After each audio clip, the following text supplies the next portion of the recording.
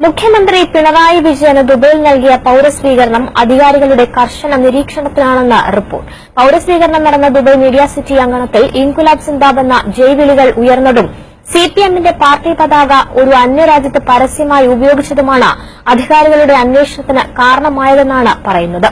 Jaihind exclusive.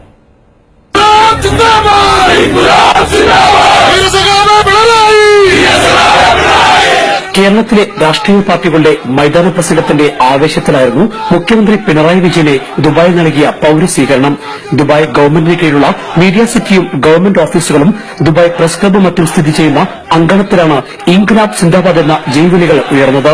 സിപിഎമ്മിന്റെ party പതാകയായ അരിവാൾ ചുറ്റിക നക്ഷത്രമായിട്ടാണ് അനുഭാവികൾ എത്തിയത്. സംഘാടകർ പലവട്ടം ശ്രമിച്ചിട്ടും അനുഭാവികളുടെ ഈ ആവേശം നിയന്ത്രിക്കാൻ സാധിച്ചില്ല. യുഎഇ സ്വദേശികളായ പല മുതിർന്ന ഉദ്യോഗസ്ഥരും യുഎഇയിലെ പുതിയ ഇന്ത്യൻ അംബാസിഡറും ഇത് കണ്ട് അമ്പരന്നു. മലയാളികൾ ഉൾപ്പെടെ ആയിരക്കണക്കിന് പേർക്ക് തൊഴിൽ നൽകുന്ന പ്രമുഖ വ്യവസായികളെയും അതിഥികളായി വിളിച്ചു വരുത്തിയ വേദിയാണിത്. ഇവിടെയാണ് ഒരു രാജ്യത്തിന്റെ നിയമത്തിന് വിരുദ്ധമായ നടപടികൾ അരങ്ങേറിയത് എന്നാണ് ആക്ഷേപം.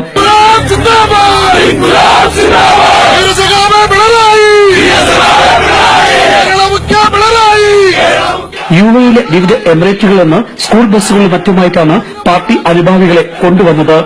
ചിലർ ചുവപ്പ് മുണ്ടും ഷർട്ടും ധരിച്ച് സമ്മേളനത്തിലെത്തി. മുഖ്യമന്ത്രിയുടെ പൌരസ്വീകരണം ദിവസങ്ങൾക്ക് മുമ്പ് പ്രഖ്യാപിച്ചിരുന്നുവെങ്കിലും പരിപാടിയുടെ വേദി സംബന്ധിച്ച് ആശയക്കുഴപ്പങ്ങൾ നിലനിന്നിരുന്നു. ഒടുവിൽ പരിപാടിയുടെ തലേദിവസമാണ് വേദി നിശ്ചയിച്ചത്. ഇതിൽ ഒരു പ്രധാന കാരണമായി ചൂണ്ടിക്കാട്ടുന്നത് അന്യരാജ്യത്ത് രാഷ്ട്രീയ പാർട്ടികളുടെ ആവേശമോ പ്രകടനങ്ങളോ പാടില്ല എന്നത് തന്നെയാണ്. എന്നിട്ടും പൊതുസ്ഥലത്ത് നിയമലംഘനം നടന്നുവോ എന്നും അധികൃതർ പരിശോധിക്കും. മാത്രമല്ല, ദുബായിലെ സിപിഎം അനുഭാവ സംഘടനയ്ക്ക് നേരത്തെ തന്നെ പ്രവർത്തനത്തിലുള്ള ഔദ്യോഗിക അനുമതി ഇല്ല എന്നതും മറ്റൊരു കീറാമുട്ടിയാകും. ചില ഭാഗങ്ങളുണ്ടായ അതിലെ മുദ്രാവാക്യം വിളികളും മറ്റൊക്കെ ഈ രാജ്യത്തെ നിയമത്തിനുള്ളിൽ നിന്നുകൊണ്ടതല്ല എന്നുള്ളത് അതുപോലുള്ള പരിപാടികൾ സംഘടിപ്പിക്കുന്നതിൽ ബുദ്ധിമുട്ടായി തീരുന്നു എന്ന് ആശങ്കപ്പെടുകയാണ്. നേരത്തെ ഇന്ത്യൻ പ്രധാനമന്ത്രി നരേന്ദ്രമോദി ദുബായ് ക്രിക്കറ്റ് സ്റ്റേഡിയത്തിൽ പ്രസംഗിച്ചപ്പോൾ ചില കോണുകളിൽ നിന്ന് RSS ശൈലിയിൽ മുദ്രാവാക്യ വിളി ഉയർന്നതും അധികൃതരുടെ നിരീക്ഷണത്തിന് വഴിവെച്ചിരുന്നു. ഏറെ നാൾ മുമ്പ് അണ്ണാ ഹസാരയ്ക്ക് അഭിവാദ്യമർപ്പിച്ച് ദുബായ് മംസാർ ബീച്ചിൽ പ്രവാസി ഇന്ത്യക്കാർ പ്രകടനം നടത്തിയതും രാജ്യവിരുദ്ധ നിയമപ്രകാരം നടപടിക്ക് കാരണമായി. ഇതിനിടെയാണ് ഇന്ത്യയിലെ മാർക്സിസ്റ്റ് പാർട്ടിയുടെ മുതിർന്ന നേതാവും കേരള മുഖ്യമന്ത്രിയുമായ പിണറായിക്കായുള്ള ഈ പൌരസ്വീകരണം ഈ രീതിയിൽ ആയത്.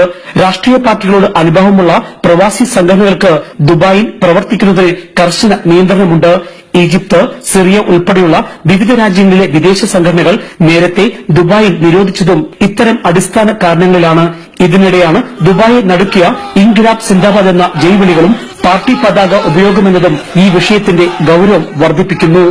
ക്യാമറമാൻ ശ്രീജിത്ത് ലാലിനൊപ്പം Elvis Chummar, Jaihind news, Dubai.